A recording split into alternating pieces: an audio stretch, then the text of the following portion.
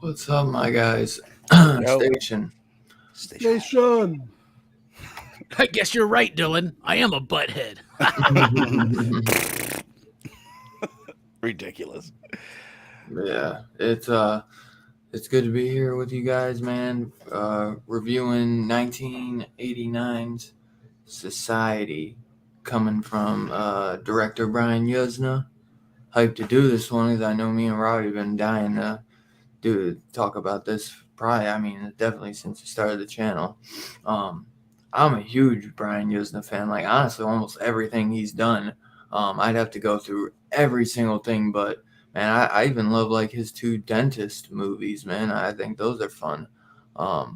Even freaking Beyond Reanimator, which I know Robbie hates, but they never made a third Reanimator. What are you talking about? It's like Blade. It's just one of those 2 movie franchises. It's weird. Man, that shit's fun as hell. But yeah, I know this was one that you've been dying to talk about, Robbie. So glad to finally get this one out the way, man. Out the way, man. Nah, man. Not in the way, man. We are right now in the midst of morphosizing ourselves as a part of a whole cult of people that love this fucking movie. And I'm excited, bro. I've been, since day one, I've been ready for Society, bro. I've heard you guys bring it up a bunch of times. So, yeah, I've been looking forward to it as well. Full disclosure, it was my first time watching. Me too. Nice. I can't believe that's your first time watching Scarphead. Yeah, I think I've seen every other Brian Yuzna produced or directed movie. Maybe not. Maybe I saw the first Dentist, but not the second. But and Dentist movies pretty good. Dentist movies for me. Anytime you're in the mouth, that's why.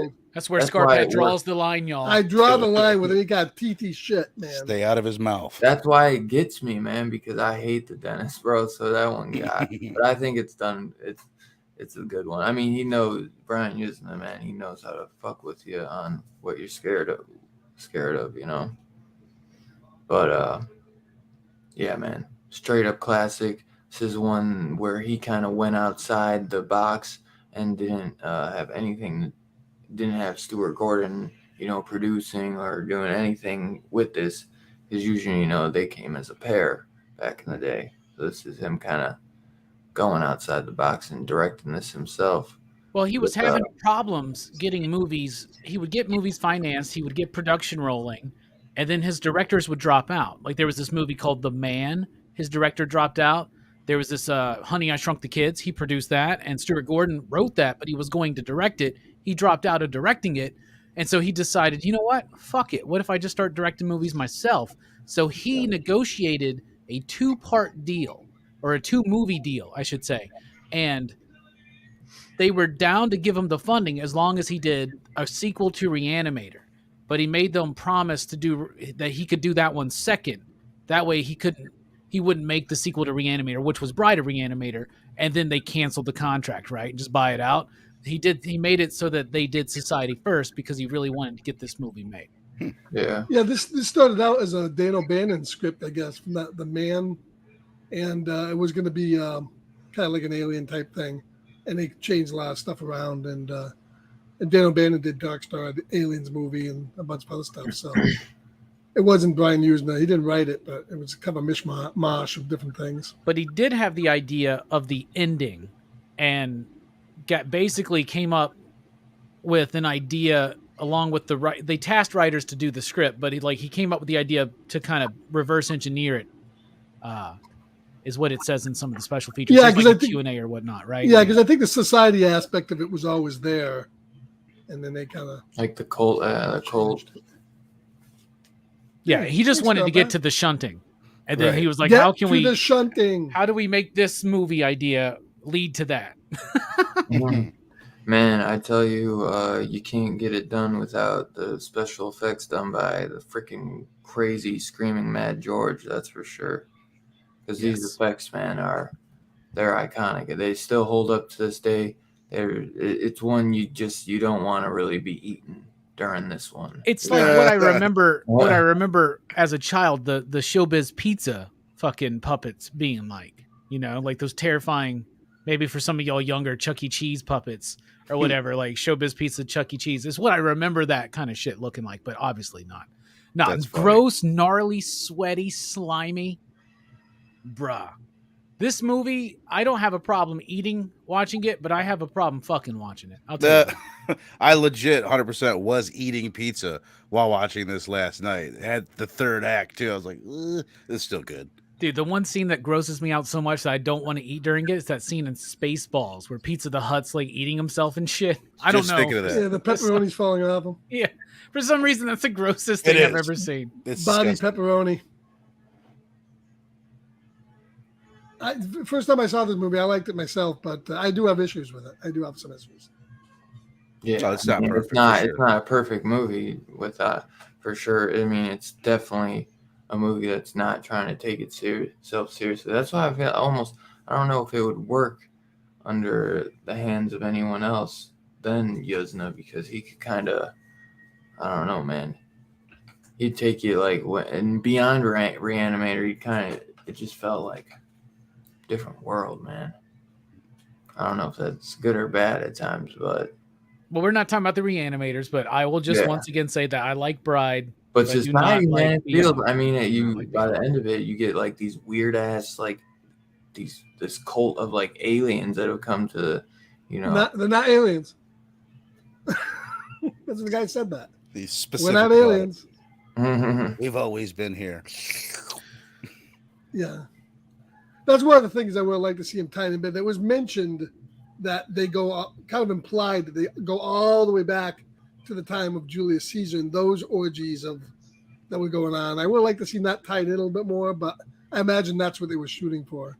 We just got to watch Caligula for that. Dylan, we've been in enough foreplay. Let's get to the shunting, man. You want to start talking about it, man? Let's get into it. Let's dissect this crazy ass movie. Yes, sir. Let's see. Let's start with Scarface. This is your first time. Let's see. I want to hear what the two first timers, first time shunters thought. First time shunters. All right. I think the first time you watch this movie, you're a shuntee. Actually, just I actually watched this. I will say, full disclosure, I watched it twice. I watched it once, and I went back and I watched the Joe Bob Briggs version. I highly recommend listen to some of his commentary on it, which was good. Mm-hmm. A couple of the issues I do have. I think the movie does take an awful long time to get going. There's about an hour in this that you just kind of it's going through a lot of the same paces again. He's trying to find out where he's from. He goes and asks these people, and it's like he's asking everybody.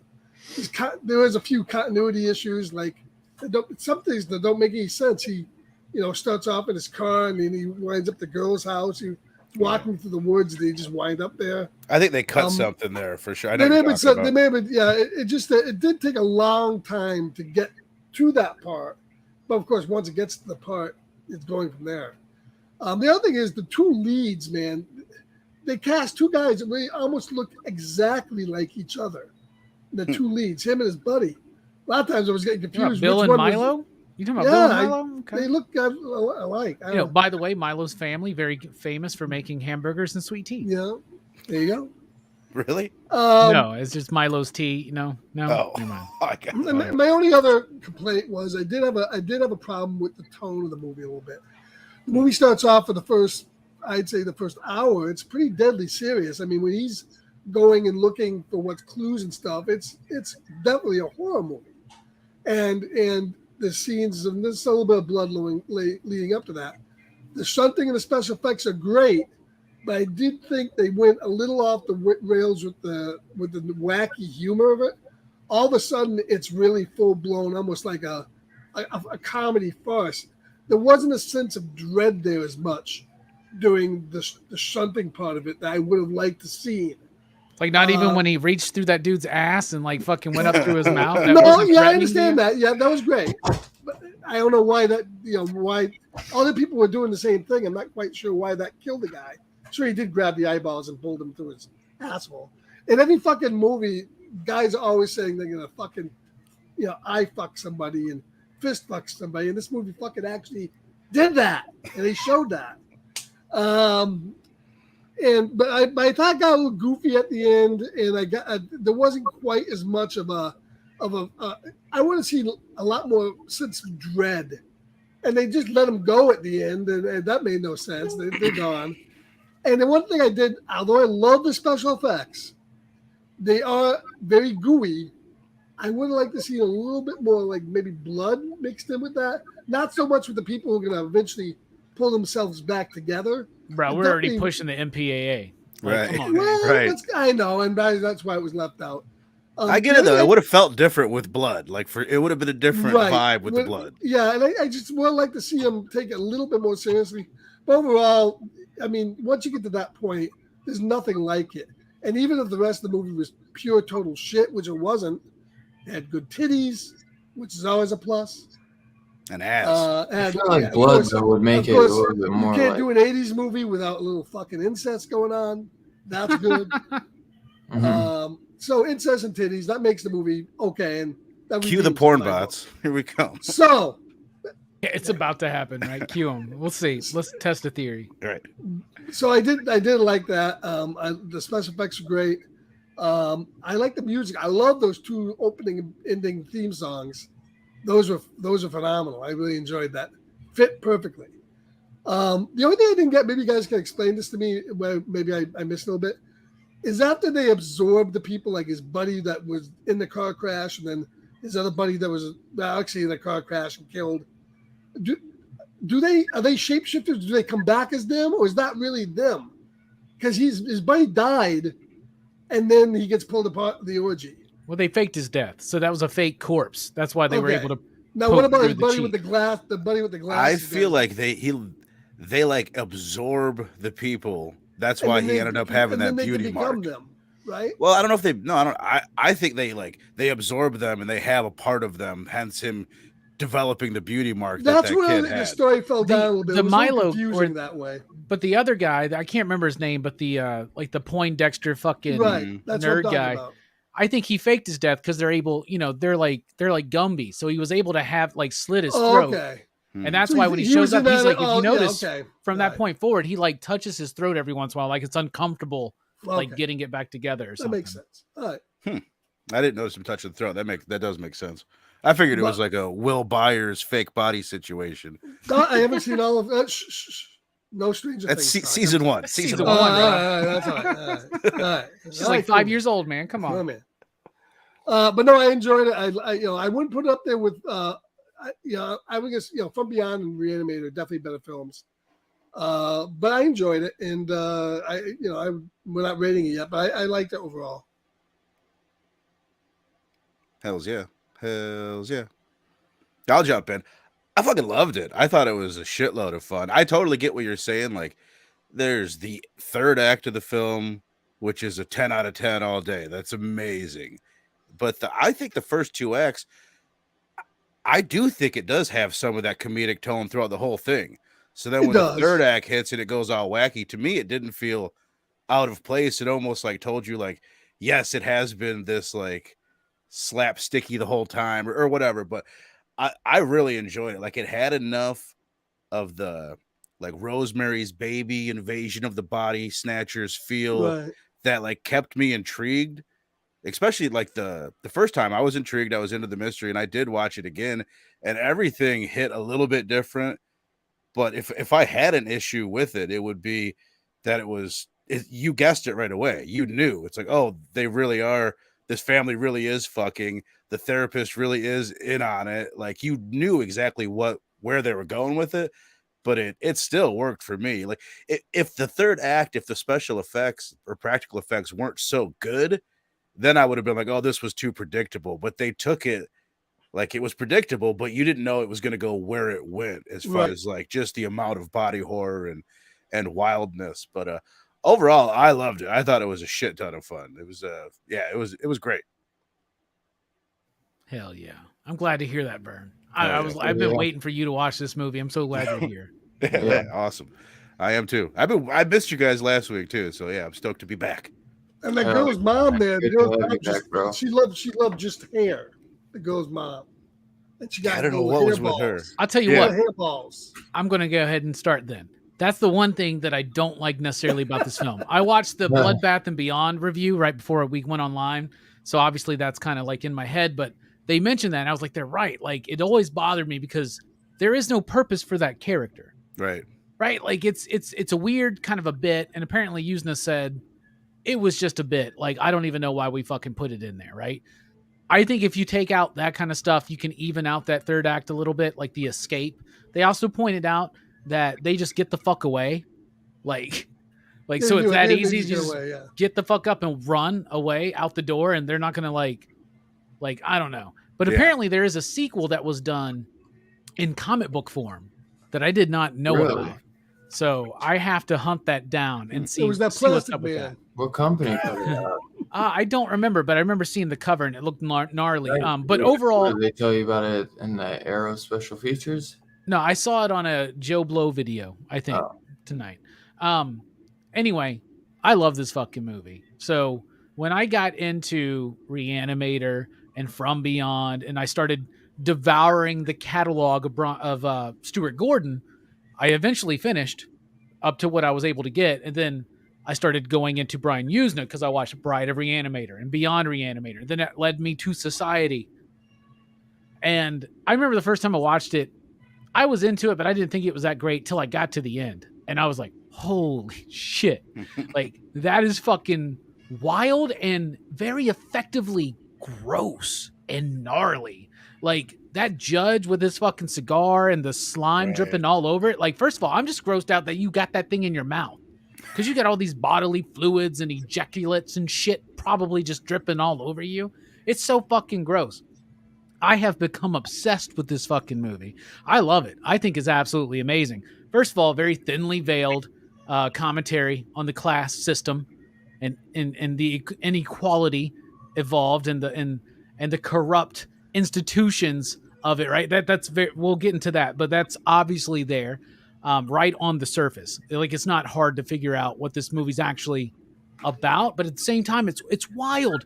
I actually love the first two acts because I think it is a little bit comical and it leads into that third act, but the third act is still so incredibly unexpected. You know that there's something going on, but you don't really want to believe that these parents are like fucking their daughter, right? And if it is, you just want to hope that it's just a town orgy, right?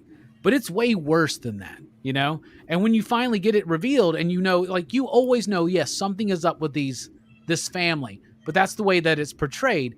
I think the movie is written incredibly well. The dialogue in this movie is fucking fantastic. It feels like it was written dialogue-wise and even pace-wise. It feels like it was written by writers from the 40s, right? Like like house writers for Universal Pictures or MGM or some shit like that, right? They got these fucking lines that just feel straight pulled from the fucking movies of the 40s, where he's like, don't rock the boat or you're gonna drown, and shit like that. Like, they say these lines, but they say them with conviction, but they're writing them, I think, with a wink and a nod. But the actors are actually delivering this shit. Like Bill, who is played by Billy Warlock, I believe is his name, but plays the main character. He is on. Like he does, to me, a brilliant performance in the movie when he's like, "Oh, they want me back home. We're gonna have a party. It's time to party." Like he rolls with it. He never loses. He never lets you know that he's in on the joke. He just eventually gets mad trying to keep up with this. I love this fucking movie. I think it's Brian Yuzna's best film that he's directed. I think it's got a great message. I think it pushes the boundary. It tries to offend with its bad taste, and it succeeds, and I fucking love it, and we need more goddamn movies like Society. That's what I'm saying. This movie is fun, it's a romp, and it's actually trying to say something, but don't worry about the message. We all hate those rich, snobby motherfuckers anyway. But that's what it is, right? We always felt fucked and sucked dry by those fuckers, right? Well, it really is happening in this movie, but it's fucking wild. The special effects are great. The jokes are great. I love it. I think it's a goddamn roller coaster. Could be 10 minutes shorter. Right. Take out the mom eating hair. Take out the mom eating hair and maybe one of the other bits where either like the tape or there's a couple things where he's being gaslit. It's like, we get it. He's being gaslit. Yeah, but I get you. But I actually kind of really enjoy this pace. I think it's a really solid film. It definitely grows on you, and I love leading people to this movie. Be like, you should watch Society. I want to know what you think about this one. Yeah. But it's pretty good. It's pretty good, and I love it. There was one more thing I wanted to say. Oh, back to what Scarpad was saying. Yeah, chick can get it, bruh. Chick can get it. You know what I'm saying? The daughter, the mom. I still don't get that. So the daughter is one of them, right? So that means is the mom, like, I don't know. They never explain that bit. Well, I mean, the only thing I didn't get, the only part I didn't understand is he is adopted. So is it that they adopted him for the sole purpose of consuming him at this party? I think it's something even like they almost fatten him up in a way. That is the point. The point is that they sacrificed, like, raising this child up to be a sacrifice. Right. It's almost like Midsummer in that way, right? Somebody just said that the Arrow edition has the comic book in it. I'm looking. Nice. Yeah, I just looked. That's what I got right here. Like I got the vibe that it's almost them like doing a favor to the society. Like this is us giving back to the society. We've raised this boy in our own home. Yeah, I don't see anything that says that it has it on there. No, I don't see that either. Maybe there's like a special edition that actually came with a mini one or something, but mine doesn't. It just comes with this stupid shit. Yeah, but I should have got I wish I would have got the. Do you remember when we were getting these from that Grindhouse sale, which took for fucking ever? I never bought from that company again. But when I got this, I really sucks that I missed out on the Steelbook. The Steelbook on that is amazing. I almost got the Steelbook off that one website that Scarpad told me about. Damn it. Yeah. But whatever, they sold out on me, and I'm hoping, man. I'm almost like, because I want to get it so bad, but I feel like maybe they're gonna do a 4K release, and then they'll do like the big thick box set, and for that, it's like I'm holding out hope, because otherwise it's like I'm gonna just get the same one anyway. Yeah, I don't think I need this movie on 4K. I'm good. Yeah. But you can see every ounce of the slime, every bit of sheen from it. There's probably hair in it, man. There's probably hair in it. That was one of the grossest things. They keep coughing up hairballs. It's like, all right, okay. Well, people got hair. I'm getting too old for this shit. Yeah. What do you think, Dylan, overall? Obviously, you love it. Yeah, dude, definitely. It's a very unique film, that's for sure.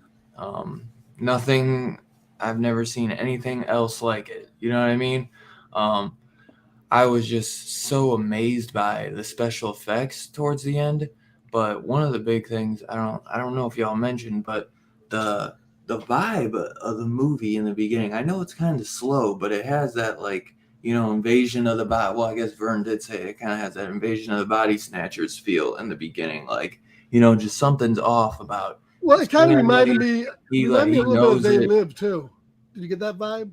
A They Live kind of vibe out of it? For sure. Yeah, definitely. But you I lost my train of thought. I know. Damn, Scarpad. Dylan lost his train of thought now. Thanks. Man, that train just went. You were mentioning something about it may seem slow at first. Oh, yeah. Okay. But it has that like kind of euphoric feel in the beginning where it's just, like something just doesn't feel right. It just the way it's shot too. It feels like it feels almost like fake. Like it's all being set up or something. You know what I mean? Like a Truman Show type of thing. Yeah. Basically, like this kid, he's like something, is going on. This kid kind of like this kid that's like stalking his sister comes and brings him this like little tape recorder, and it's talking about his sister, and just kind of giving him all of these things. He thinks that he's like, no, there's no way. But it looks that way. But he's like, there's no way. And then he hears this tape, and he's like, this is exactly what I've been thinking the entire fucking time, Mm-hmm. That's one thing I kind of wish that, because I think like by like 15, 20 minutes into the movie, that everything that he suspects is going on. If they did it again, you could stretch it out a little longer where you're not sure, is he crazy? Is he tripping? Because he goes and he sees a shrink. He's seeing things throughout the movie, like worms in his apple, which really doesn't. There are sloppy bits of the writing. For the most part, it's tight. But another bit that's like a little sloppy is that he gets this recording. It's got his parents confessing to all this crazy shit. Yeah, and then his therapist just talks to him and like, oh, just give it to me. Like that just drives me nuts. Like you're just gonna give up the only bit of evidence that you have so easily. Yeah. What about when he calls Branchard on the fucking phone of the psychologist, right? Yeah. And he's like telling him the fucking street corner that he's gonna meet him at. Yeah. And the other thing, this kid's fucking weird, man. So he comes and he eats the apple. There's the worms. The next time he comes and he grabs a bite of the apple, puts it back. And remember, he's like super excited. I know that's the point, right? But he comes in and he's super excited, and he's like, "Yeah, I killed the debate and I killed the game." And he takes a bite of the apple and he looks at it to make sure there's no worms, and he like smiles and nods and he's so happy. And then he just puts it the fuck right back in the goddamn basket. Love it. Imagine going and picking up an apple, taking a bite off it, and realizing the other half has a bite out of it. You're like, what the? You'd be like, oh, like you probably dropped it on it. No, it was good, man. Yeah, that was fun. I've never seen someone so excited. That's probably why there were worms in that one apple, because it was one he had already bitten into, right? And it was just rotting.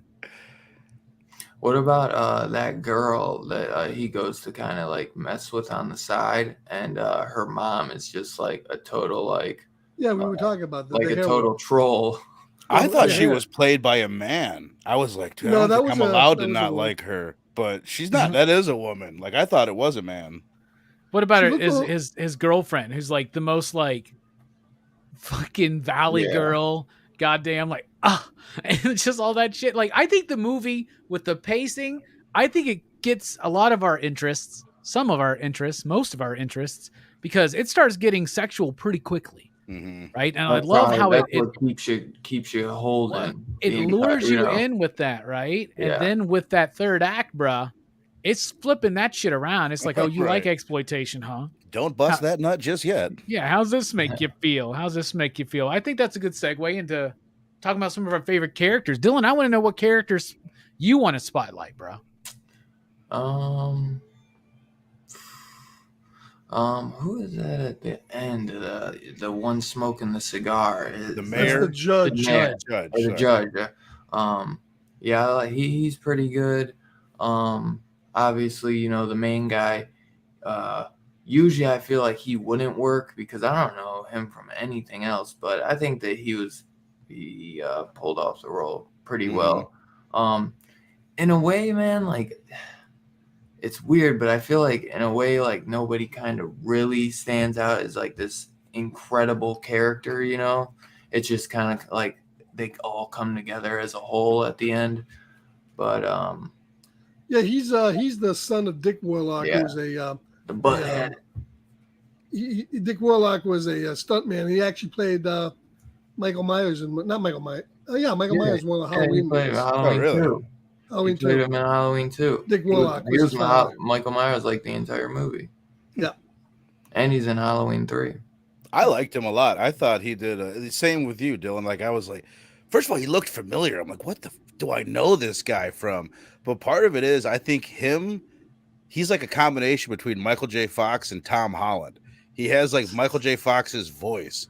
Like, and it kept throwing me off the whole time. Like, dude, this dude sounds exactly like somebody. well, I know after he left this movie, he got big into soap operas. So I saw that. Yeah, he was in General Hospital or some bullshit like that. Mm-hmm. Baywatch. Oh, Baywatch, yeah. But yeah, I thought he was good, man.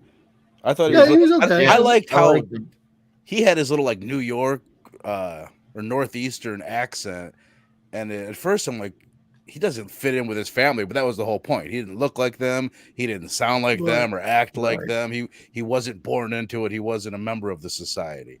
Yeah, they wanted him to look completely different, like their blonde hair, blue eyes, and he was black hair. You know what I'm saying? Dark eyes. But yeah, I mean, I think everyone does a great job. I don't think anyone is like terrible in the movie or annoying. You know what I mean? I guess the only one that would be a little annoying is obviously like the Valley girlfriend. You know, she's supposed to be annoying. I think. She would be the only one, but that's what she's supposed to be. So she's doing her job. But yeah, man. For the most part, man, just this movie is special effects driven. That's a big thing that, you know, it all doesn't come to an insane fucking conclusion without Screaming Mad George and his freaking bringing the shunting together, man. Now, did he work on a lot of people in this practical effect? Did he do the practical effects or work on the Thing as well, that guy? No, that's God, that's gonna. What else has this guy done? Has he done anything else? Is it Bodine that did the Thing? Yeah, I think the special Rob effects. Bottin did the Thing. He did a cut, like a scene or two, and I only say he's infamous for this type of stuff. Yeah, he's not like they bring him in like not usually to do an entire like movie, but he'll just do like one. Like some of the craziest shit, like one effect, you know what I mean, on a movie. But for this, he did a whole like shunting, and then he did more on this, I feel like, than he's done in other movies. But I don't know his entire resume, so I can't really say. I'll have to go back to our Screaming Mad George. What is it? Screaming Mad George, I think his name is. Well, he did a hell of a job in this movie. He did a hell of a job. Our Slither review, I guarantee you one of you guys brought up Society when we were talking about the end scene, because that's what I thought of when I saw this. I was like, oh, okay, that's what they were doing in Slither. Yeah. One thing I love about this too is the fact that everybody at that party, they wanted to be there. They were happy. They were jovial.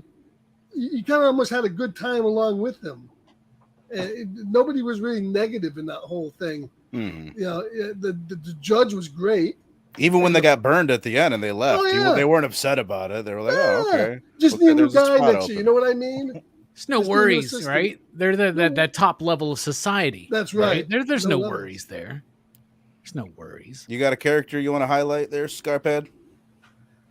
I would probably say the judge. I think the judge is probably on the top level of very colorful characters.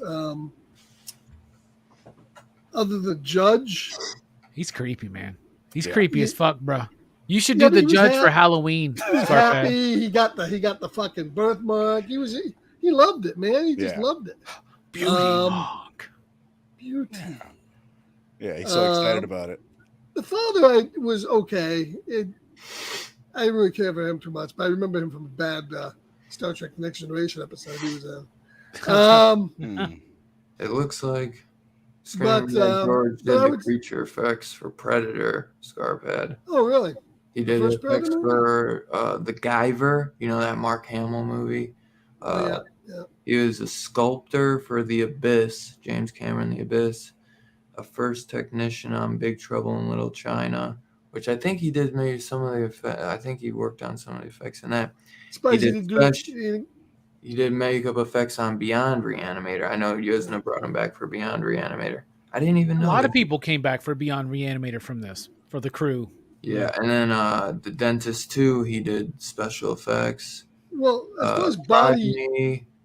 Children of the Corn 3, Necronomicon, Book of the Dead, Silent You would have to say this movie is definitely in your top 5 of body horror movies. Bride of Reanimator. I don't know. I can think of 5 Cronenberg films that go ahead of this one. I'll tell you that. Nightmare on Elm Street 4. Where do you think this falls in the level of like The Thing compared to The Thing? Wait, was Dylan finished? Yeah.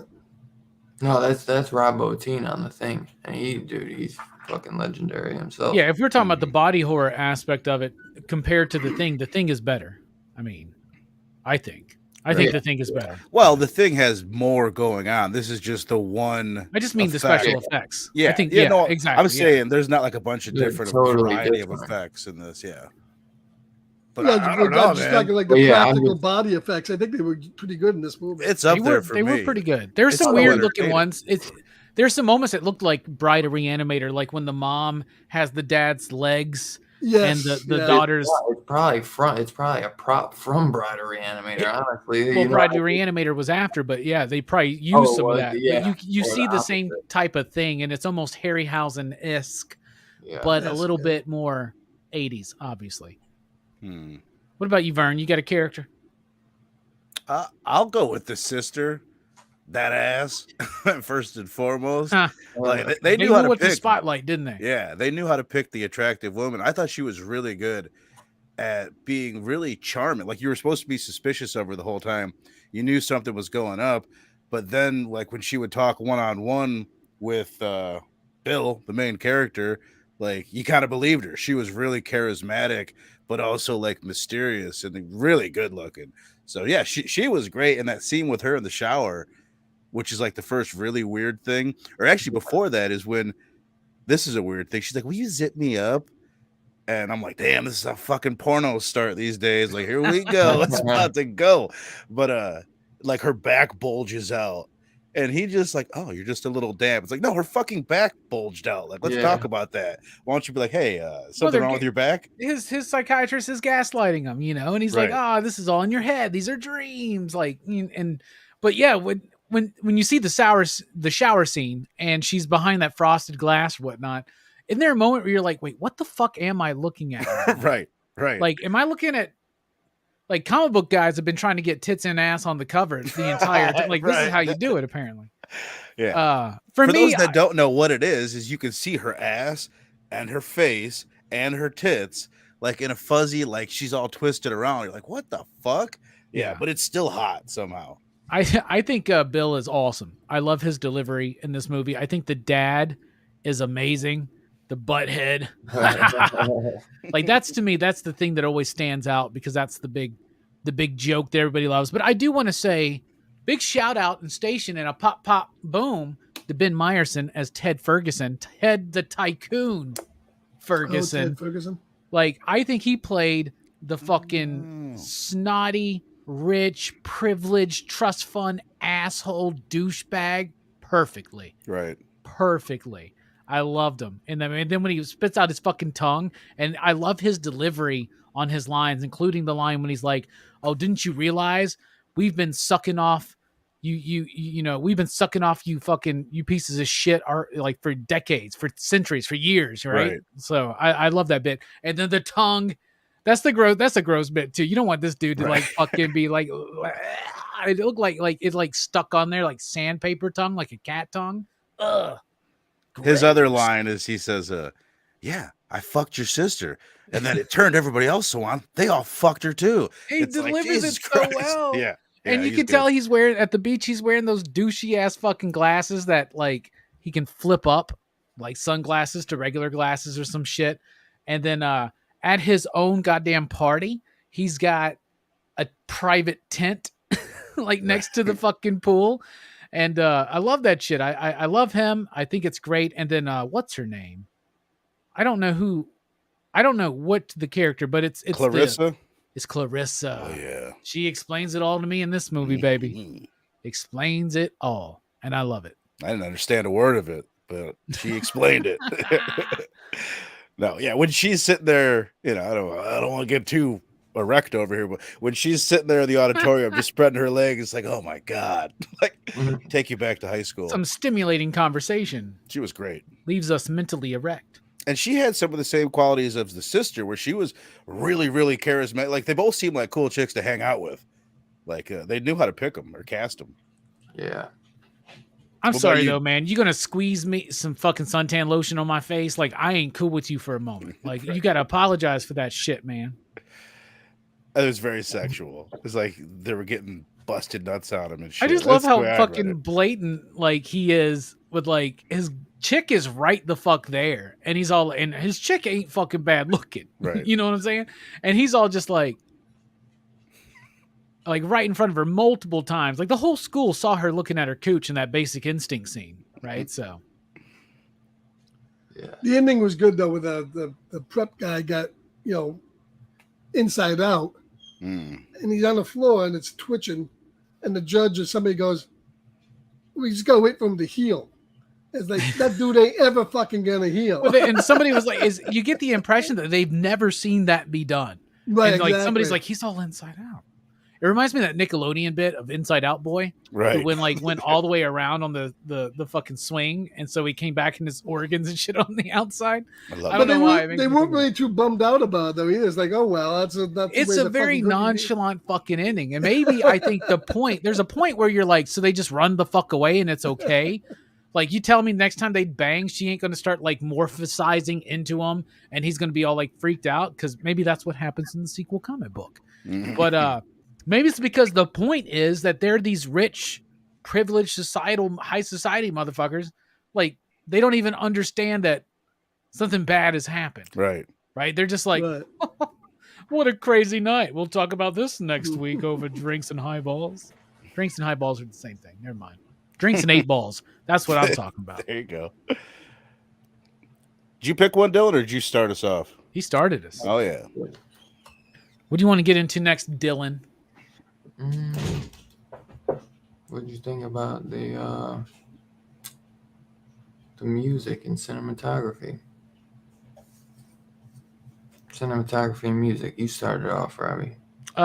First of all, cinematography looks great. The movie looks great. It looks good. It feels like the best episode of Saved by the Bell you've never seen. You know what I'm saying? Like, for real. Like, this feels like this should have been the true finale of Saved by the Bell. AC Slater finds out. AC Slater would be Bill, and Zach would be fucking the tycoon. But no, I think the cinematography is fine. The special effects are amazing. We've talked about that. The music is really fucking good. So obviously they use that theme. What is that fucking? It's like some kind of like boat club theme or something. Yeah. I don't know, but it's Tiki like the way they use that is cool. And that particular version, because the only other versions I could hear were like a bunch of dudes like fucking singing it. Because I think it's like a prep school boating club song or some shit. I don't know.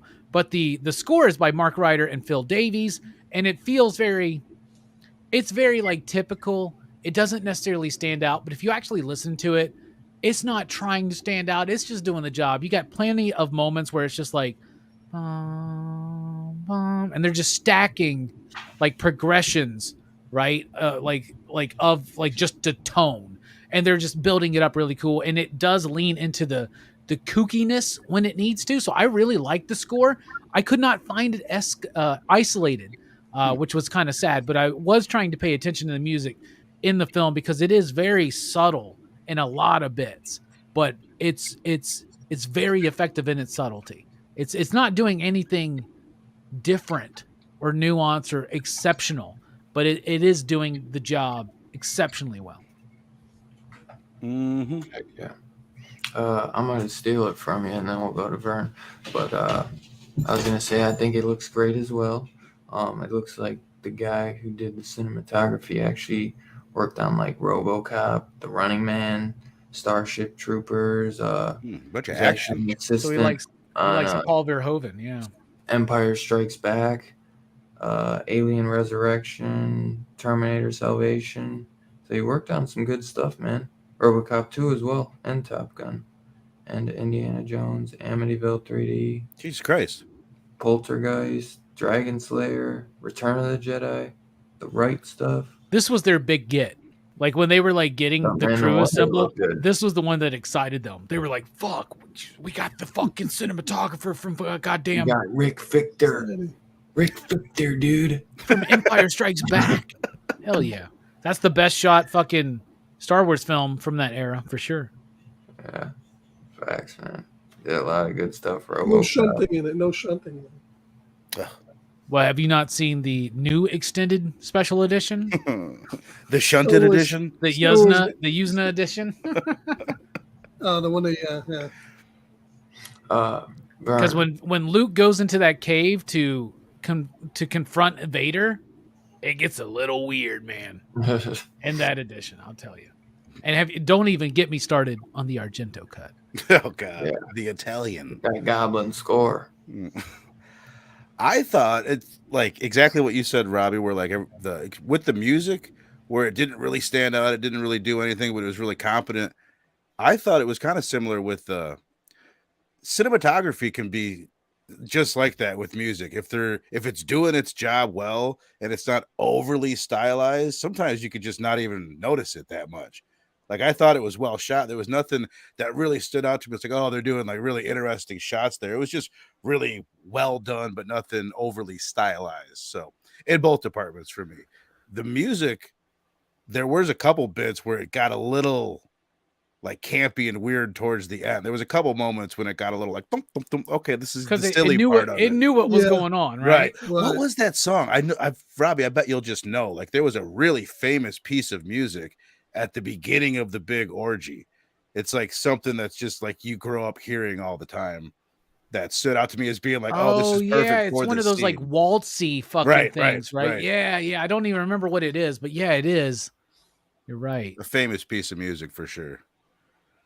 I have to look it up. By the way, it's Rough Cut Comics that did the Society sequel. It did it in 2003. Scarpad, what do you think of cinematography music? It was definitely shot probably better than most. I think that type of movie, especially in the late 80s like that. It's kind of a different style when it's going into the 90s a little bit from the late 80s.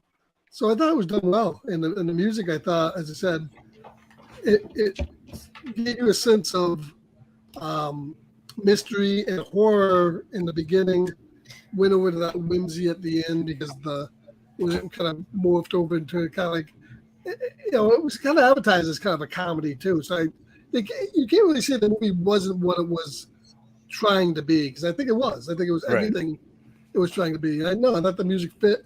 Cinematography was fantastic. Those practical effects are just the last art. You just don't see them. And nowadays doing it with CGI, sure, it can be even more off the wall, but it wouldn't look as good as what they did there. Mm-hmm. So I enjoyed it. I did well in both areas. One more point I want to make about cinematography is I love when they do get to the shunting and it just like, they're like, fuck reality, red lights. Right. It makes that TLC song Red Light Special have another meaning. Yeah, I can't believe I didn't mention that. Yeah, the ending is when the cinematography really shines and it goes all out. That red light makes that goop feel so thick and slimy. Yeah, it gives you that like From Beyond feeling. Yeah, he used that in From Beyond, from what they say.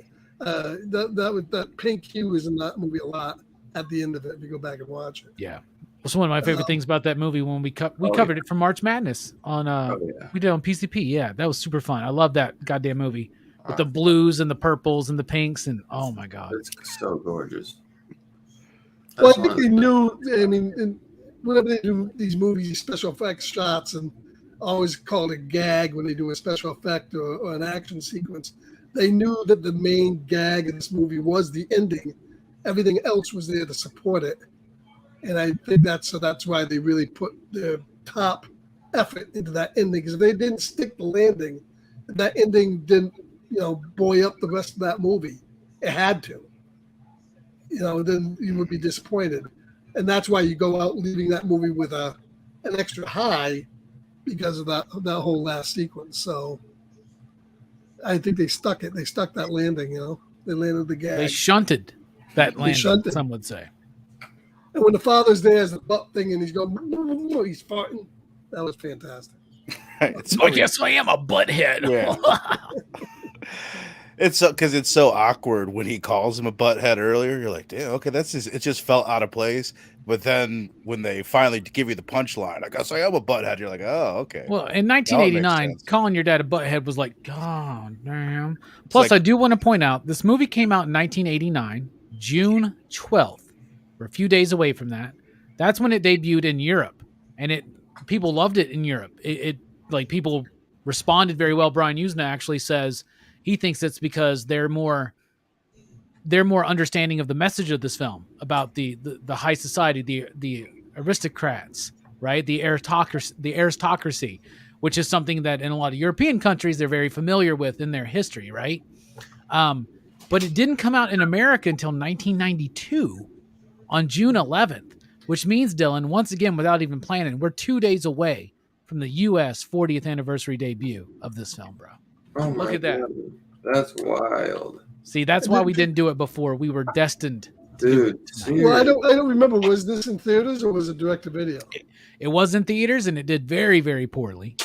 And it has since gained cult status. It did have success in Europe, though, but not in the States. It would have success in Europe. Like I said, they understood. I think this movie is a satire of. Let's go ahead and get into it. But this, to me, what the movie is about, it's a satirical look at the privileged high society and how they leech and literally suck dry the lower classes and the middle class too, like 100%. And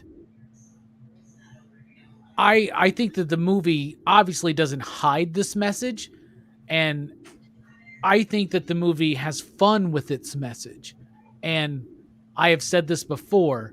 I said this on the Mel Brooks podcast, which hasn't been widely released yet because I have not fucking cut it together yet. I just reminded myself I need to do that.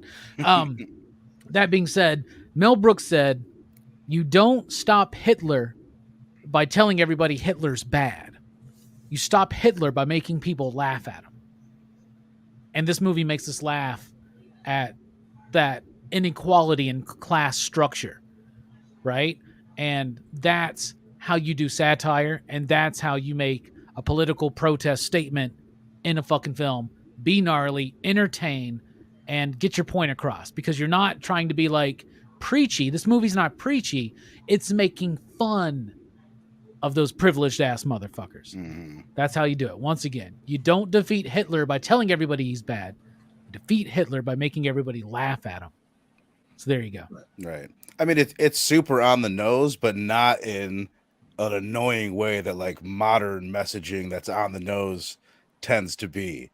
It's like it knows what it's doing. It's not trying to be overly clever. That's what when I was sitting thinking like, well, what's the movie saying? It's pretty fucking clear. Like that character, that douchebag character, he flat out says it.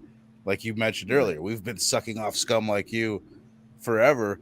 And then I guess like further, we already kind of touched on this too. It's like, it's almost like, yeah, you can fight back a little bit. You and a small group of people can fight back against the rich, but it's not going to do a whole hell of a lot. It's got to be an extreme effort because at the end of the day, they don't really care. Like they throw stones at him, but it's like, oh, whatever. Looks like there's an open spot in Washington, if you know what I mean. Yeah. Like it doesn't really have much of an effect on it. So it's kind of a bleak message with like a funny tone. Yeah, they didn't make any kind of grand stop. Right. They just got the fuck away, and they're like, you know what? They're so insignificant, it doesn't matter. We'll just put somebody else in Washington. And bruh, sounds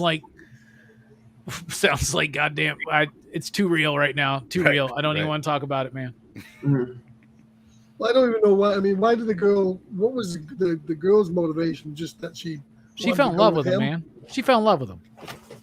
That's stupid, but I mean, that's the whole thing. It's like, I love you. Like she fell in love with the normie. She's gonna have problems because I bet it's not nice if you don't shunt. If you're made to shunt, you know. So they're going to have a whole. I want to read that comic book now. I really do. I really want to do. Right. That's what I'm curious. Like, does it follow with these same characters, or does it follow with the society? It might stay away from the lead, the good guys, and just follow the villains in this. One bad thing about the special effects, and it may be because of the new. I think this is it's a 2K digital transfer of the film, right? Approved by the director. So it looks great, but sometimes the old special effects don't look so great when they're put in HD, right? And the psychologist, his mouth, it's discolored, and I don't think I would bet that you don't see that in the VHS. You know what I'm saying? Oh, but here it's so fucking obvious. It's like he's wearing a goddamn fucking black phone mask or some shit. Some movies you don't want to see in 4K because they weren't meant to see it. Well, that's why there's this renaissance of VHS, right? It's because some movies they look more real on VHS, right? Well, you can see it in the old Star Trek. You can see paint. You can see paint marks in the doors and stuff because it's that good looking. I mean, you can tell when something's wood as opposed to not being wood. So right. Well, that's like I've been watching all these Lethal Weapon movies for the show I'm doing on PCP on Monday, and I feel like I could pick Mel Gibson's stunt double out of a lineup. Like I've seen him so many times, so clearly. Well, he was getting too old for that shit. Right. I'll tell you what, man, the best shape that Danny Glover was in any of those movies was the fourth one. He's in shape. That's why he does the nude scene, I bet, where he's got to be out there dancing like a chicken. He's looking good, man. Well, that's because the fourth one came out. What year did the fourth one come out? 98. 98? 98. Wasn't that about the same time? When did Predator 2 come out? No, it was way before that. Oh, Predator 2 is like what, 91 or 80, 89 maybe? I don't remember. I'm not sure either. It's way before. That's the sweatiest movie I've ever seen outside the original Alien, by the way. This was a pretty sweaty movie as well. Yeah, it was. 1990s when Predator 2 came out. Also with Gary Busey. So the year after Lethal Weapon 2. Yep. Anyway. Dylan, Scarpet, you guys got anything to add to the themes? Or the messaging? There was definitely Eat the Rich. I mean, I was thinking about that comic book, by the way, Robbie. Yeah, wasn't Society way better? I think Robbie covered it pretty well as far as the themes go of the movie. I agree. Dylan, oh, there he is. All right. I was just,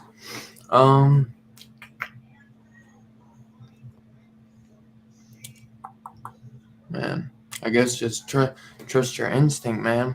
Even no matter how crazy. Right? Your intuition, man. That's what Bill did. Yeah, dude. Trust your gut, baby. Go with it. Yeah. Usually it's right, man. Even when you're first watching this movie and you're like, I think there's some shit going on. What about that scene when he walks into his parents' bedroom? And to make it even more sleazy, the walls are painted fucking like scarlet, you know? And like the dad's like shirtless with that silk robe, like massaging his fucking daughter. She's like nipping through that fucking little thing, and his wife's there. Like, how fucking creepy is that shit, man? God. Yeah, he does look good in the tie. Yeah, he definitely does. Yeah, he does. Like, you can join us. But they're fucking with him the whole time because he's just a sacrifice, man. He's fattened up over life, like Jesus, man. Yeah. Father was just showing love for his family. Is there something wrong with that? It just made me realize when I was a kid, we used to do this thing where like my stepdad would massage my mom's back. Oh, hold on. She would massage mine, and then I would massage my sister's. Like, it was just this thing, but it was not like that at all. Right. But at the same time, my stepdad in the 80s we would just, me and him both would just like eat cereal in our little brief underwear, watching fucking sports on TV at night. It was a different time, man. It was. Well, it was normal. Now everybody's trying to pick out the weirdness and everything, or the potential weirdness. You know what I mean? Seriously. Everybody's gotta have a trauma. Right. For real. Yeah. That was not the traumatic bits of my childhood, by the way. Like, those are some of my happiest memories. Hell yeah. Oh, really? Guess you're right, son. I am a butthead. I can never eat cereal again. So I guess you guys want to get into the rating. Anything else you guys? You noticed there was no dogs in this movie, though. No dogs. Now the rich people had dogs at the orgy. That's a good point. Too much hair already in this movie, Scarpetta. Yeah, too much to add. You don't want to add peanut butter into the mix. There was very little hair actually in the movie this movie took place. Think about it. If this movie took place in the 70s, what they would have to deal with as far as the whole hair thing goes. Speaking of hair, though, be a whole different amount of force there. Let me tell you. Speaking of hair, though, when I was watching this, I was like, damn, Bill's I just watched all the Lethal Weapon movies. Then I watched this, right? Not in the same night, but like over the few days, right? And I was like, he's got the Riggs do. Everybody Bill's got did. The Riggs do, man. Yeah. Everybody had it, man. The mullet was king. Hell yeah, it was. Just don't put that shit in a ponytail. That's probably why it didn't do well in 92. It's because mullets had already faded out. Everybody's like, what the hell is this? Yeah, but Joe Pesci's bleach blonde hair, that was a really spot on of the moment observation about douchebags in 1992. Right. Okay. Whatever. They fuck you at the drive-thru. I cannot wait till one day. In your parents' bedroom. You want to rate this bad boy, Dylan? Yes, sir. Anyone in the chat, if you guys were able to watch Society, throw your rating down below in the chat out of 1 to 5 slips. Scarpad, you wanna start it off for us? All right. Well, just for the end scene and the incest and stuff, I'll pop it 3.75 slips. Wait. Did you raise it? Did you just say you raised it because of the incest? Because of what? Did you say you raised your score because of the incest? I know I did. Hey, it was the 80s, man. The incest was best. Shit like that happened in the 80s, man. What can you do about it? Right. Not the 80s no more. Yeah. But 3.75 would be where I would park it. It's a good movie. I enjoyed it. Fair score. 3.75. Respectable. Baron Diggity. Yeah. So okay, since we've officially adopted the quarter ranking, I think this is the perfect movie for me for a 4.25. 4.2 because I really, really enjoyed it. Like I've just kind of like the Yuzna Gordon film. Yeah, well, it does make me want to go back and rewatch From Beyond at least. Dolls I've had enough of, but From Beyond deserves a revisit. I dug Reanimator when I watched it, but I need to, and I want to watch the ones that Yuzna did after. If fucking Jeffrey Combs was in this movie, I would have given an extra 0.25. Who's that? The lead from Reanimator? Yeah, and From Beyond. He's the lead in almost all the movies. John, he plays like 30 people in various Star Trek series. That's right. The shocking end, it bumps it up like a point. But like the reason why I think it's so damn good is that I was able to watch it 2 days in a row. And you know how it is. I don't know if you get like, sometimes you're like, do I want to watch this fucker again? And you're like, you pop it on. And I was like 5 minutes into it. I was like, yes, I absolutely want to watch this fucker again. And I enjoyed it just as much the second time. And I thought it flowed really well. And I love that lead character. I thought he crushed it and carried the movie in a lot of ways. Honestly, dude, I didn't know that was Dick Warlock's son. That's fucked up. Did you know that Dick Warlock is the son of Adam Warlock? Whoa! I didn't even know that was his. I didn't know that was the kid's name. Cousin of Warlock from New Mutants as well. Yeah, man, as weird. Yeah. Every time I just heard Adam Warlock, actually, I just kept thinking the movie Warlock. His father played a lot of different monsters in a lot of different movies. Was he one of the Swamp Things too? Oh, I think he was. Was he the second or the first one? I think he was one of them. I think. Probably more like the second one. Which one? Wasn't Ray Wise one of them? Of course, we know Dick Warlock most. He was. Let's see.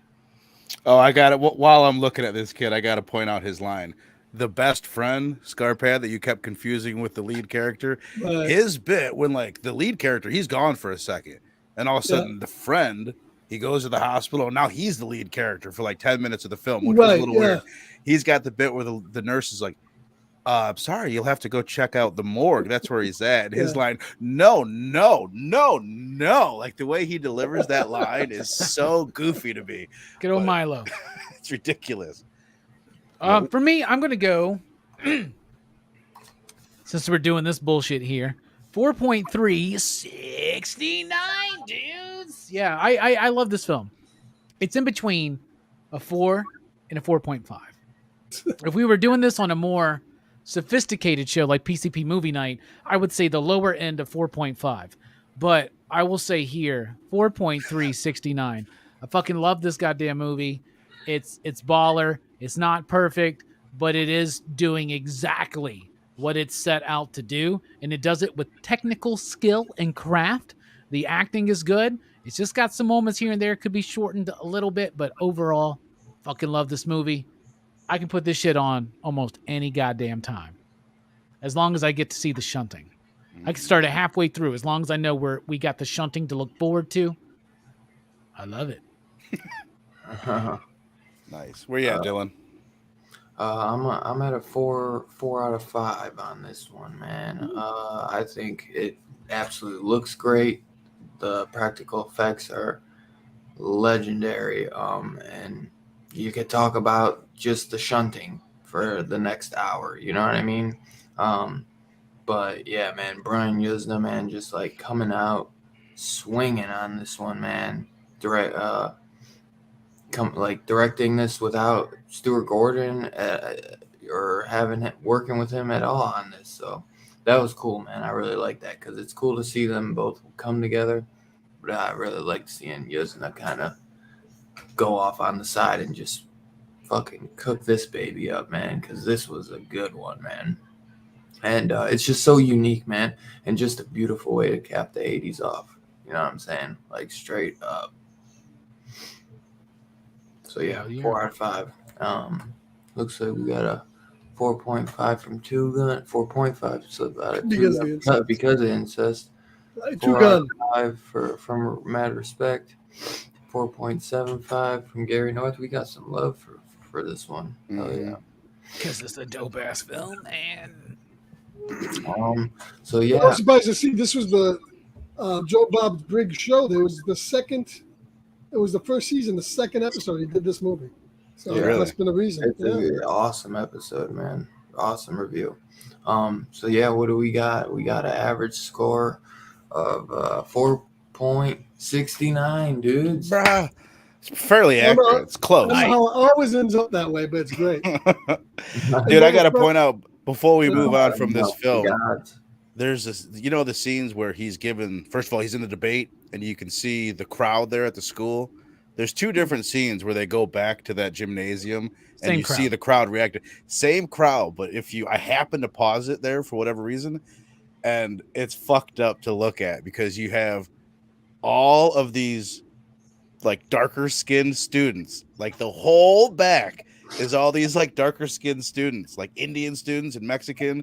And then as you get up to the front, it's all these well-dressed, like the actors are in the first few rows. I think that's on purpose, though. Yeah. I think that's on purpose because also notice that his friends that they don't approve of, the Blanchard and the Milo, I think they're both Jewish. That's funny. Because at the funeral, if you notice, they made a point to be like, this is a Jewish funeral.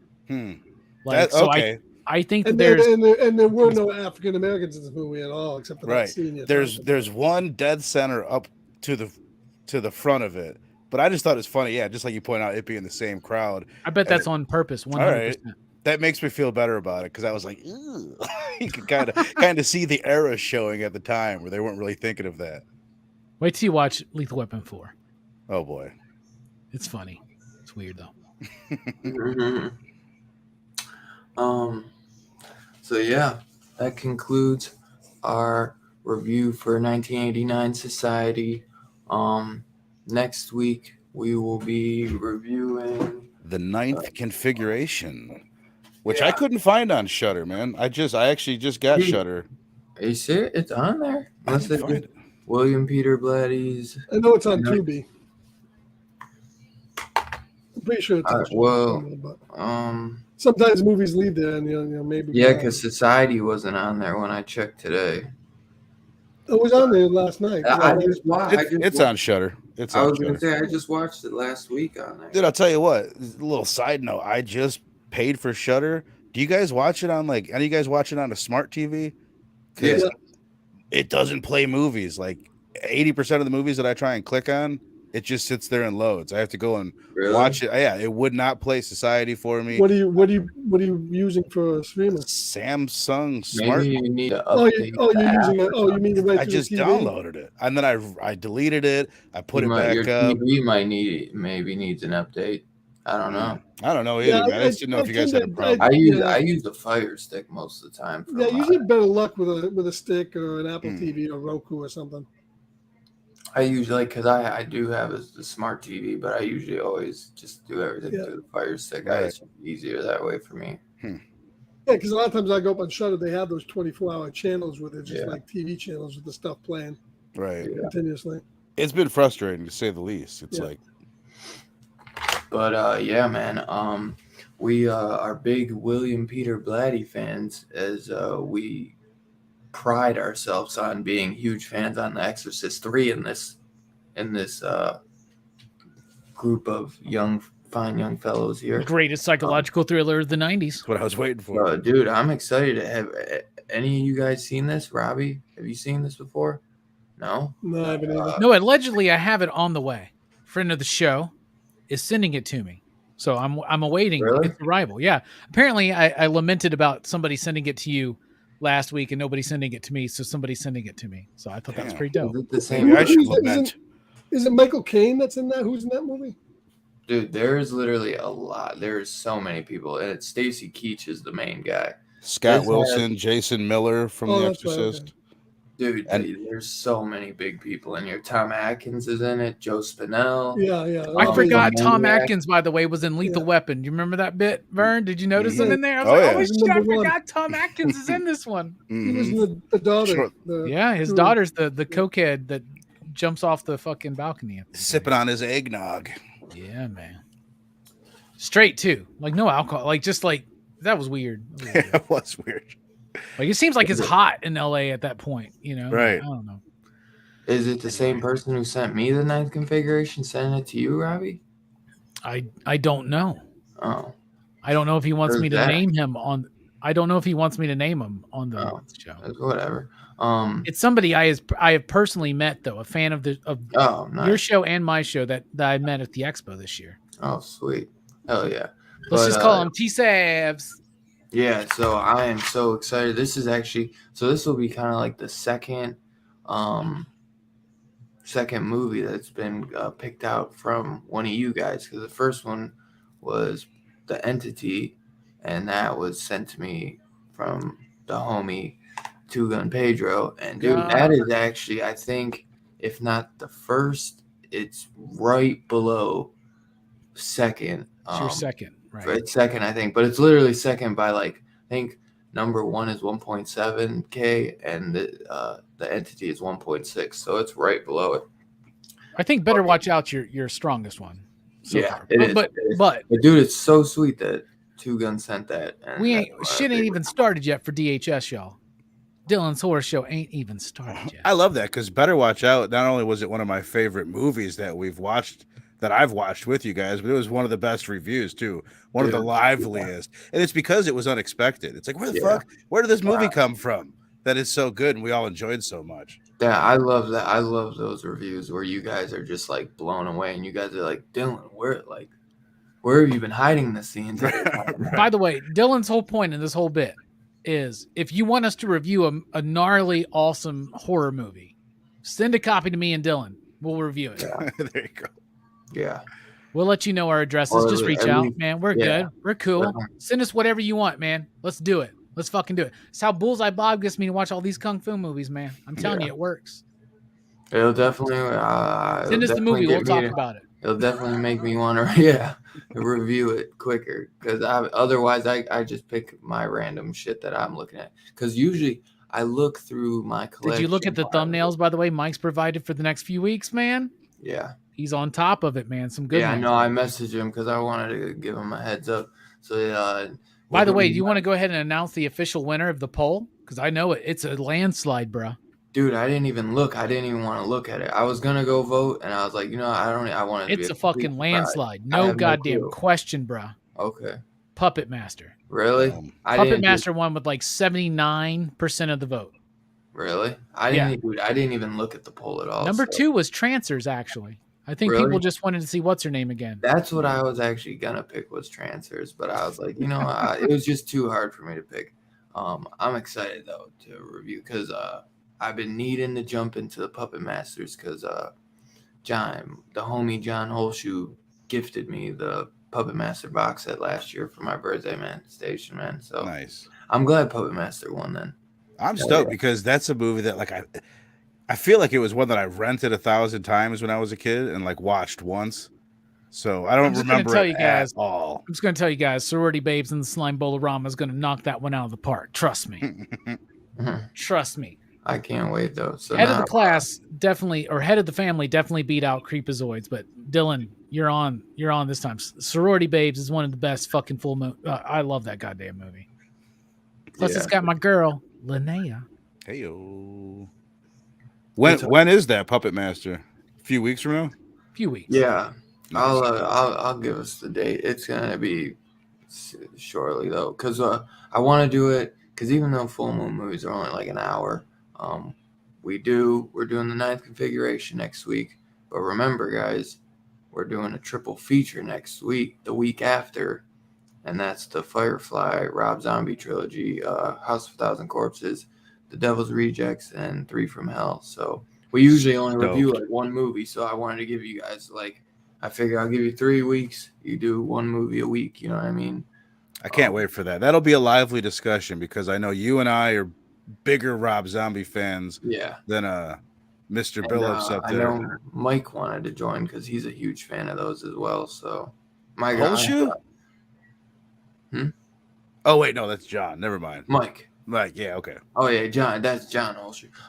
Okay, because I know Holshoe hates Rob Zombie. That's why. I think him and Robbie both. I want to get my freaking girlfriend because me and her, like honestly, since I've met her, we've watched the Rob Zombie trilogy like 10 plus times. Like that's some of our favorite movies. Yeah. So I want her to come and like at least give her a rating at the end of the show or something, maybe. I can't wait. That'll be a good one.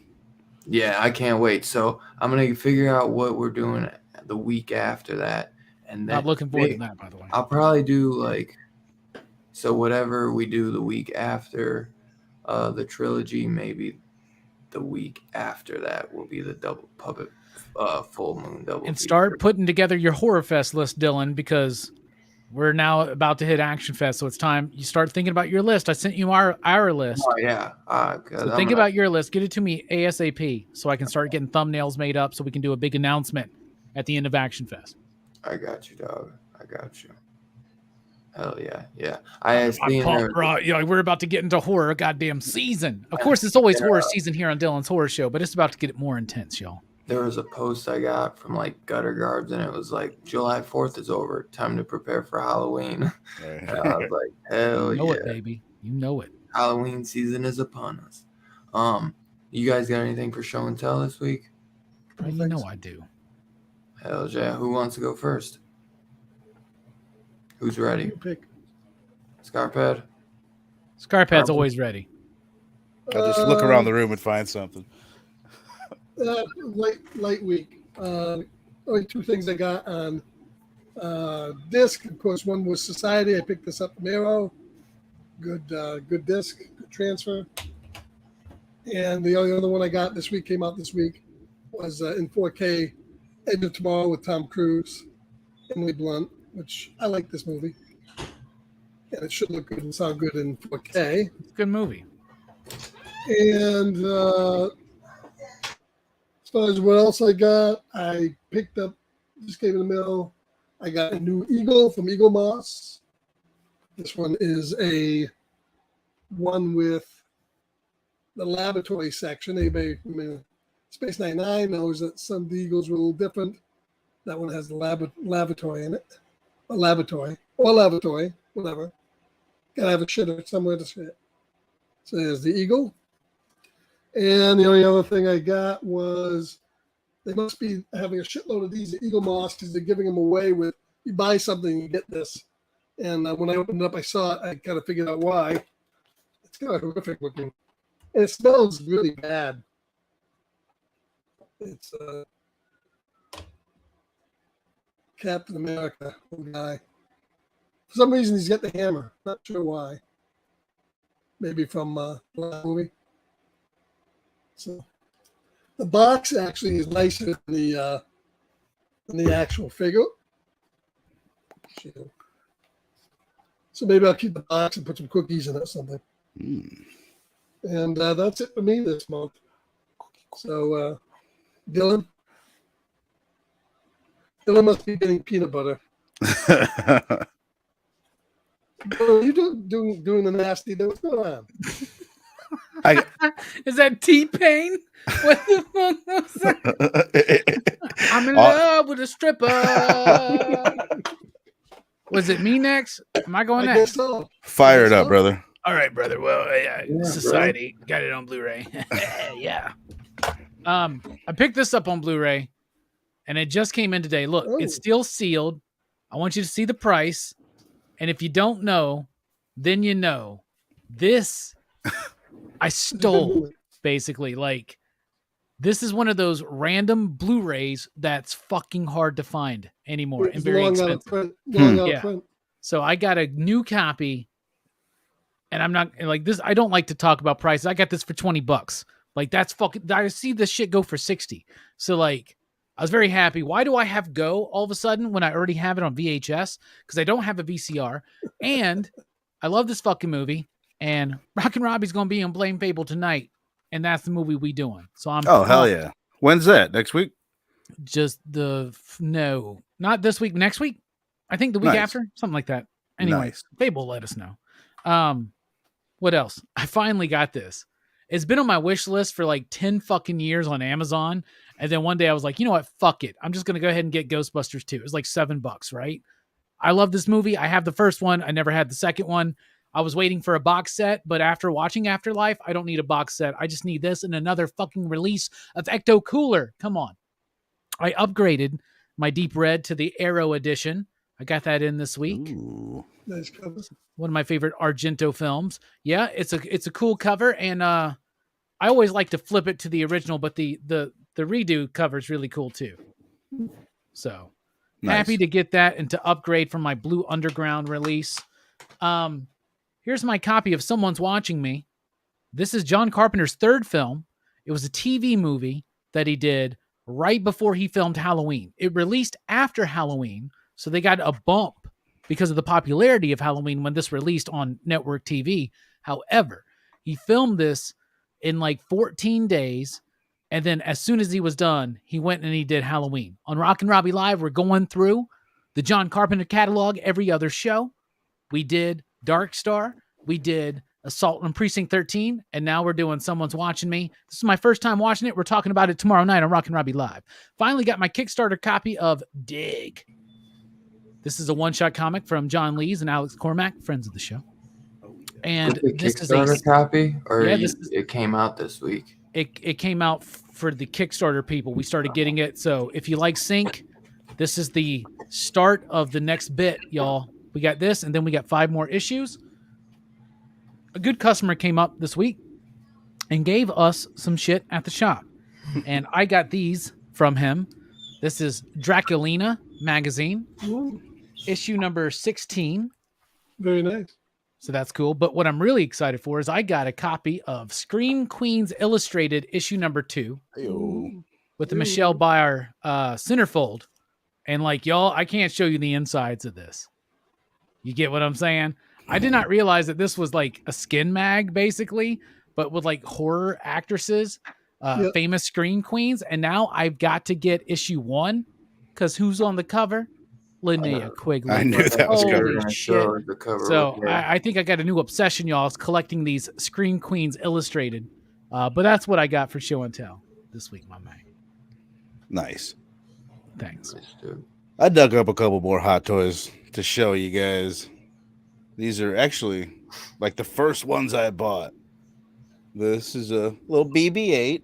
I know the the sequel trilogy has not aged well in its short lifespan, but I loved The Force Awakens when it came out, for sure. So this is the little bit of stuff I have from Whenever The Force there's Awakens. a new Star, like it's like Phantom Menace. Like when that shit came out, I had all the toys, right? All that shit, man.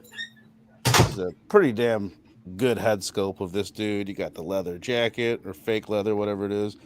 You remember when you thought he was going to be the star of the whole show? Yep. Right. Yeah, he was a janitor. Oh boy, he doesn't want to stand on his own. Stay, Finn. And then this is really, really, really well done. She comes with a bunch of really good accessories.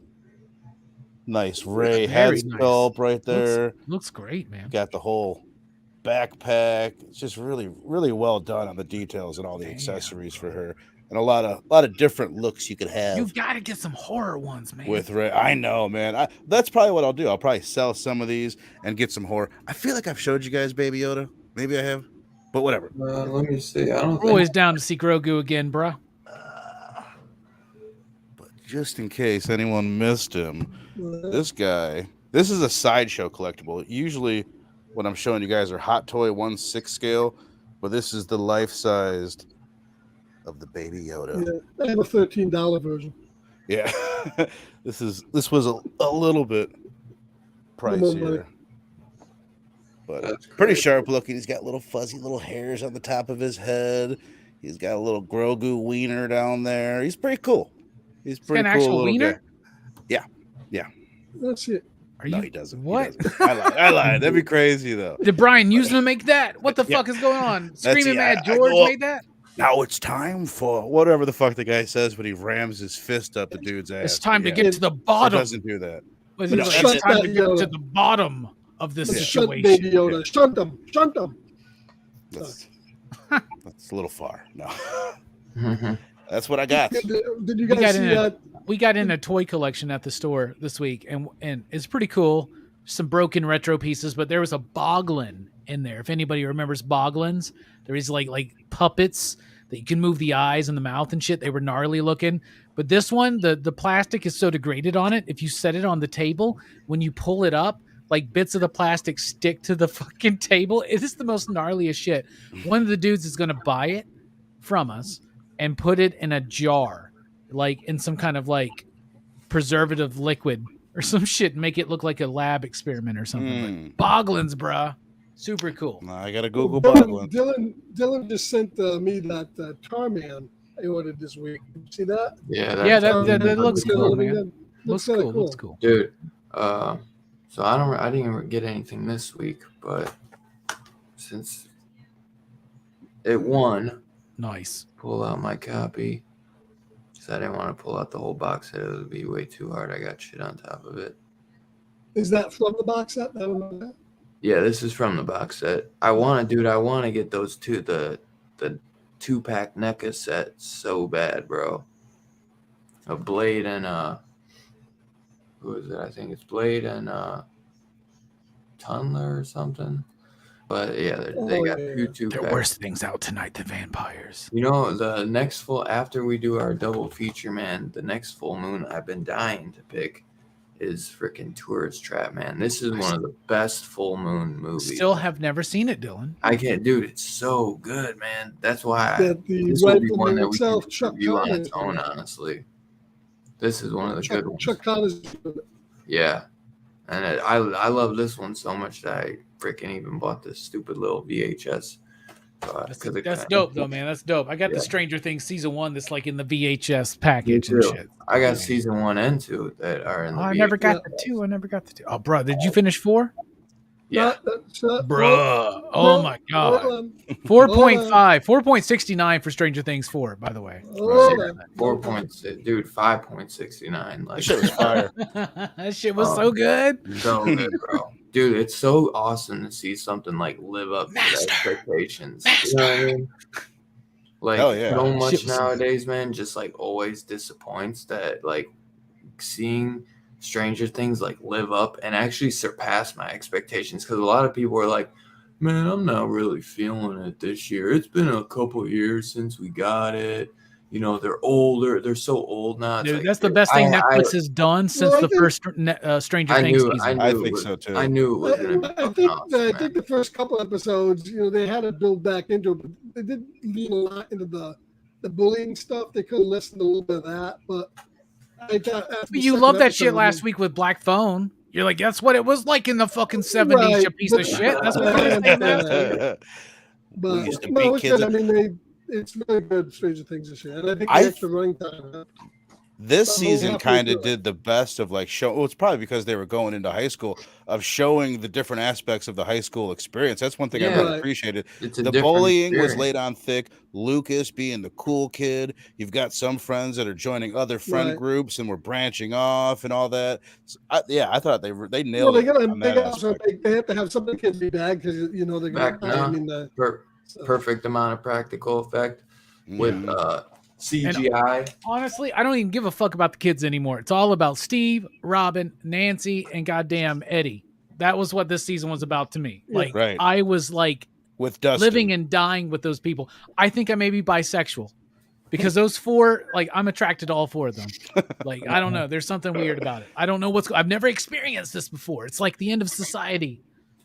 Are you doing anything on that? Because I was thinking about throwing together something on the Cerebros. It's like, dude, fuck. I want to talk about. I haven't thought about I haven't. Yeah, I should. I should. But I was on a break when it wrapped up. But let me know. Let's do it. Y'all want to?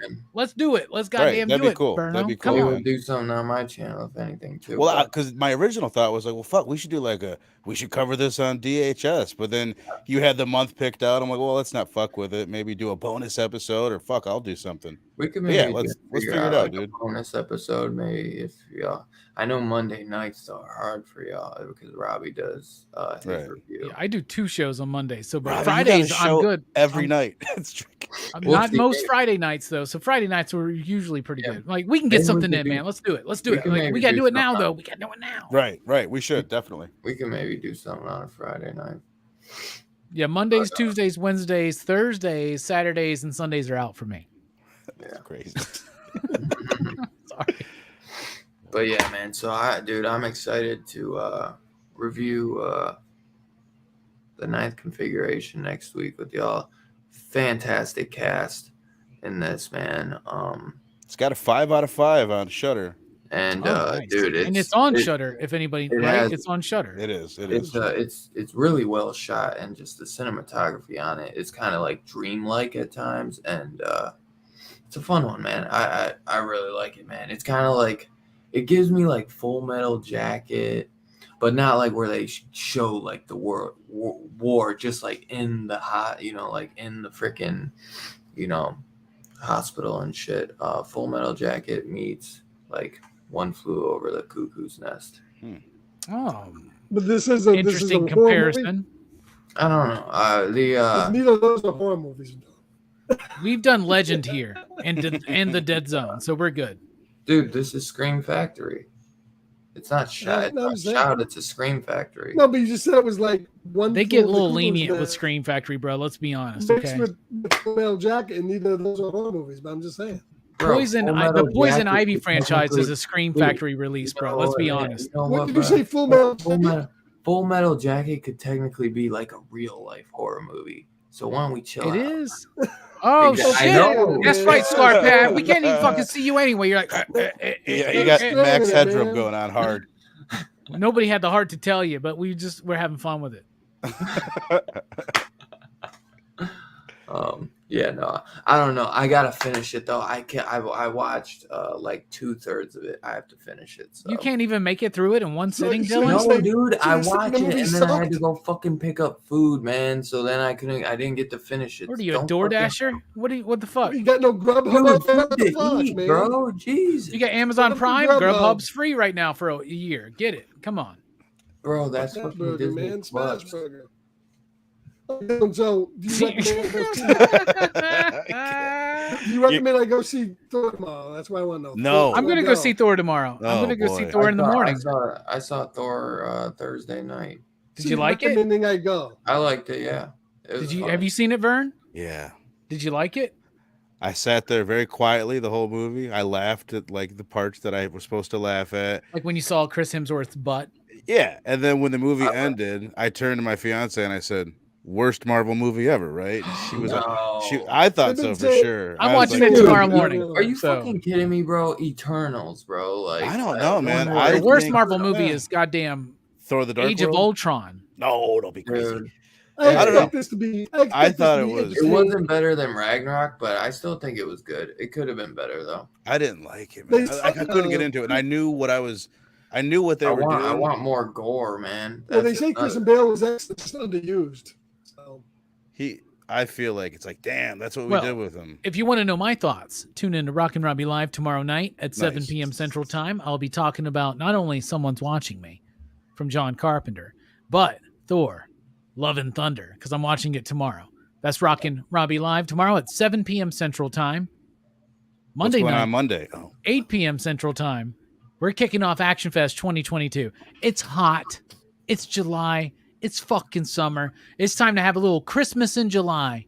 We're talking about Lethal Weapon. But we want to have such an explosive debut that we're not just talking about the Christmas movie Lethal Weapon. We're talking about all 4 Lethal Weapon movies. That's going to be on Monday night. And then, of course, on Wednesday night, we're wrapping up our look at Miss Marvel, right? I've been doing it with the Bad Batch Fable, Steph, Taki, Manny, Brando, Slick Nick. Slick Nick is always there. By the way, the 3rd best comic book reviewer on OnlyFans. So he's making his way up the ranks. I'm so proud of him. But we're wrapping up because the final episode is Wednesday. That's Wednesday night, 8 p.m. Central Time. I dipped out after episode like 2.5. It was okay. It's a good show, man. Fuck you. We We all liked it, by the way, until this newest episode. We did not like this new episode. I didn't dislike what I saw. I was just, it hasn't sucked me into where it's like, I gotta new Miss Marvel. I didn't dislike it. Miss Marvel, man. It was really good until they went to fucking Pakistan. Have you been watching our show, Dylan? Because that's what we liked every episode except the new one. We'll see what happens, but Marvel doesn't know how to finish. I couldn't even watch the new one, bro. This is like one where like it really like it. The only show they knew how to finish was WandaVision. Should have kept it in New York, man. Like wait till season 2 to go to Jersey. They're in Jersey, but yes, 100%. Yeah. Well, they do once again to Pakistan. They go to like a Bollywood. I think Taki said that in the show that we do on Wednesday nights, which I should have called Hit or Miss Marvel. Hey, all right. But the Taki said they should have went to Pakistan in season 2. Right? Like, and I agree because they lose everything that was charming about that show when they drop all of the supporting characters and the community. So hold on, the entire cast relocate to Pakistan? No. Only a couple of them go to Pakistan, so you lose the supporting cast for a couple of episodes. That's what I'm saying. Anyway, find out what we think about the final episode and overall on the series Wednesday night on Pop Culture Philosophers with the Bad Batch when we talk about Hit or Miss Marvel. I just think Thor and the Hulk, they screwed them in the drive-in because they fuck you in the drive-thru. Fuck you in the drive-in. Thor and Hulk have gotten fucked in the MCU since the beginning. 2 of the biggest characters. I like them. They're just treated as comedy relief, and they deserve better. Just saying. I'm sure the movie will be entertaining, as Ragnarok was. But I'd like to see a little bit more serious take on the Hulk. Thank you, Max. I feel like we're watching the what's that fucking music video from what is it? Dire Straits. We got to move these refrigerators. To move these colored TVs. I remember watching Scramble Porn. Like a boob. A fucking boob. I swear to God, that was a boob. Bruh, there was one night I remember where it was like perfect. It was just like one wobbly on one side. It was great. If you put tinfoil. It looked like the 3rd act from Society. It was all blended together. There's a boob. Scramble porn. Look, you could unscramble them. Nobody under fucking 30 understands what the fuck that reference is. Exactly. You can hear the whole thing. Dylan, do you want to end the show? What's going on here, man? I feel like now we're in the shunting for real. Yeah, fully. I just feel like Scarpad is like become one with all of his arcade machines and enterprise models and shit. Yeah. His internet's been messing up. But no, I was listening to y'all and reading something. But yeah, I am about to end it. I was gonna see, is there anything you wanted to throw out there before we do end it? I already did that. Yeah. I didn't know if there was anything else, so just making sure. Horror Fest coming up after Action Fest. That's the best part of Action Fest is when it's over, it's Horror Fest. Boom. Hell yeah. And great lineup this year. I'd say Vern has something, but maybe we'll do something for Stranger Things season 4, unless there is something you want to add, my dog. We'll do Stranger Things season 4. We'll figure out where we want to do it. I'm game on any channel, so let's do it. Scarpad, any live streams coming in? Any unboxings? You never know. Maybe there might be some stuff coming up. You never know, man. Pre-orders. You never know. You never they know, could make it anytime. They're always coming. Oh yeah. You never know what type of sale is gonna come around. Scarpad gonna snatch that up. Prime Day's coming up, y'all. Wait, I can't wait. Coming up. There's a big Arrow sale coming up soon. I really want to see sale that coming out. Tarman statue you got. Tarman, yeah, Tarman looks good. That's not gonna come for a while though, I'm sure. No, was that a pre-order? Yeah. Yeah. The best part of that. Yeah.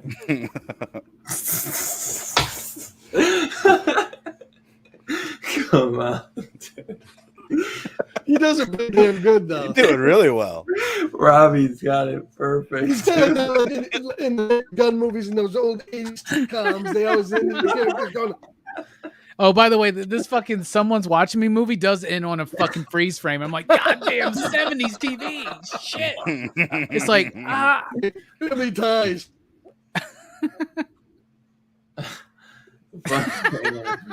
What's in this shit? What's going on, man? This is falling apart. You did it so perfect, Robbie. I know, man. Thank you.